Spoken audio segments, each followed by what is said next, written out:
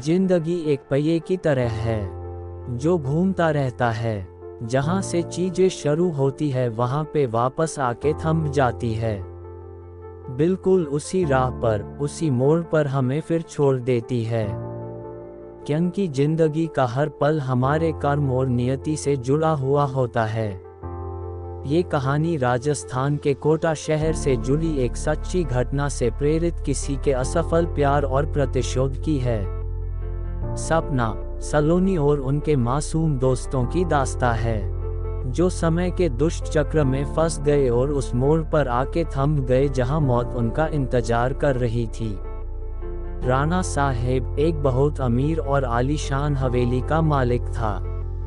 उन्हें अपने से 10 साल छोटी उम्र की लड़की से प्यार हो गया था, लेकिन वो लड़की राणा साहब को अपने प्यार के मायाजाल में फंसा के उनकी जायदाद को छीन लेना चाहती थी। एक बार उस लड़की ने अपने प्रेमी के साथ मिलकर राणा साहब को मार मार कर जिंदा जमीन में गाड़ दिया।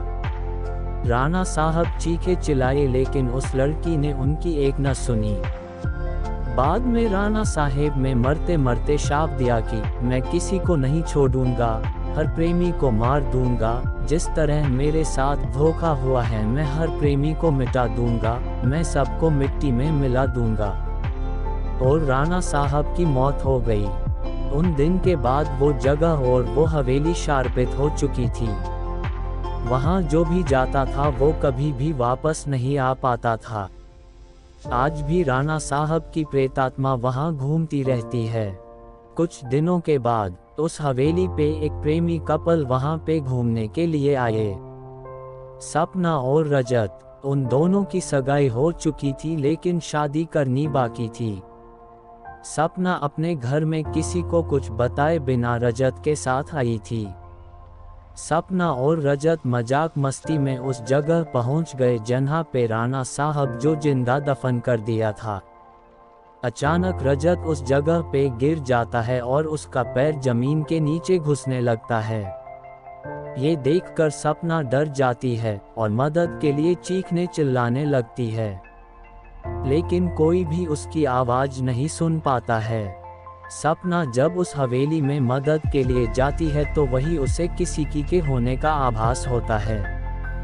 उसी वक्त तुरंत सपना गिर जाती है और कोई उसका पैर पकड़कर उसी जगह पर खींच के ले जाता है जहाँ राणा साहब और रजत दफन हुए थे। बाद में सपना भी उसी जगह पर दफन हो जाती है।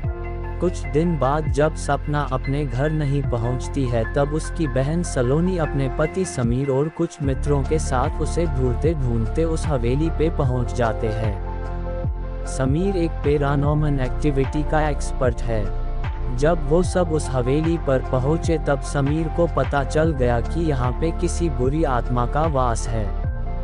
उसने सबको सूचित कर दिया।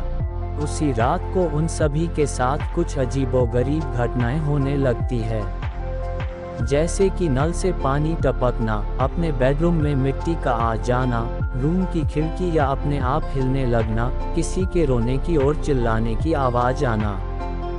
ये सब देखकर वो सभी डर जाते हैं और उनमें से एक भागने की कोशिश करता है, लेकिन राणा साहब की प्रेतात्मा उसे भी जिंदा दफन कर देता है।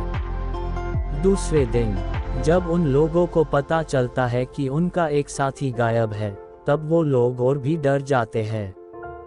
लेकिन समीर बताता है कि हमें यहाँ से बाहर निकलना है तो हमें उस आत्मा को बुलाना होगा और उनसे पूछना होगा कि वो आखिर चाहती क्या है। डर के मारे सभी लोगों ने समीर की बात मान ली और आत्मा को बुलाने के लिए तैयार हो गई। समीर ने एक रूम में सभी तैयारियां कर ली और बताया कि जब तक हम आत्मा से पूरी जानकारी नहीं जान लेते तब तक कोई इस रूम से बाहर नहीं जाएगा, और कुछ भी हो जाए कोई किसी का हाथ नहीं छोड़ेगा। समीर ने तंत्र मंत्र से आत्मा को बुलाना शुरू कर दिया। कुछ ही देर में तेज पवन और बिजली के साथ राणा साहब की आत्मा उस रूम में आ गई। समीर ने उस आत्मा से बात की, आखिर तुम चाहते क्या हो? तो लोगों को क्यों मार रहे हो? कौन हो तुम? राणा साहब की आत्मा ने कहा, निकल जाओ यहाँ से, मैं किसी को भी नहीं छोड़ूंगा, सब मारे जाएंगे, जो भी यहाँ आए गया उन सबको मार दूंगा। इतना कहकर वो आत्मा चली गई। वो लोगों ने बाद में सपना की आत्मा को बुलाया और पूछा आखिर उसके साथ हुआ क्या था।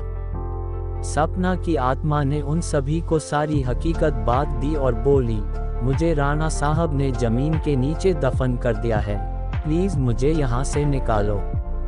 सलोनी ने अपने बहन सपना से पूछा, राणा साहब की आत्मा को कैसे मारा जाए। सपना ने बताया कि जहां राणा साहब ने हम सबको दफनाया है वहां पास में माताजी का त्रिशूल है। उस त्रिशूल से राणा साहब की आत्मा को मार जा सकता है और इस महल को उनकी चंगुल से बचाया जा सकता है। इतना कहकर सपना की आत्मा वहां से चली गई। समीर, सलोनी और बाकी दोस्तों लोग तुरंत उस जगह पे गए जहां राणा साहब को दफनाया गया था। राणा साहब की आत्मा ने उन सभी को त्रिशूल के पास जाने के लिए रोका, लेकिन सलोनी की भी तरह उस त्रिशूल के पास पहुंच गई और उसी त्रिशूल से राणा साहब पे वार किया। कुछ ही देर में राणा साहब और उनके साथ वो सभी आत्माओं को मुक्ति मिल गई जिसे राणा साहब ने दफनाया था।